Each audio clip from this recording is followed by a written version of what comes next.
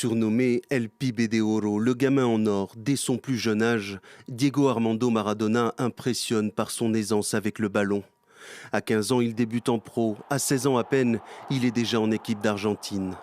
2 ans plus tard, il remporte son premier trophée, le championnat du monde junior au Japon. L'Argentine succombe au charme de Diego. Le reste du monde le découvre en 1982 en Espagne. Mais le prodige argentin est expulsé contre le Brésil. Il montre déjà une tendance à perdre son sang-froid. Barcelone s'offre ses services, mais c'est à Naples qu'il deviendra une superstar du football.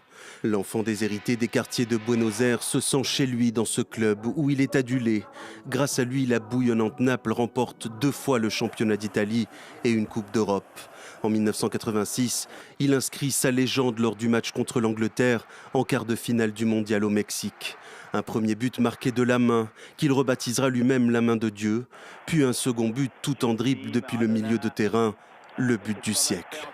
L'Argentine remporte la Coupe du Monde. Le légendaire numéro 10 est étincelant en équipe nationale. Sous le maillot de l'Albiceleste, il marque 50 buts en 115 matchs. Mais en 1990, c'est le début de la chute de l'idole Maradona. L'Argentine s'incline en finale du mondial face à l'Allemagne. La légende du football craque à la fin du match. L'année suivante, le monde découvre l'autre visage de Diego, moins glorieux. Son arrestation pour détention et consommation de cocaïne marque le début d'une longue déchéance. Cure de désintoxication, contrôle antidopage positif, Maradona n'alimente plus que la rubrique des faits divers. Des frasques qui n'entachent pas sa réputation en Argentine. En 2008, il est propulsé sélectionneur de l'équipe nationale. L'Argentine rêve d'une 3e Coupe du Monde en Afrique du Sud, mais l'aventure s'arrête en quart de finale avec une déculottée 4-0 contre l'Allemagne. Maradona est limogé dans la foulée.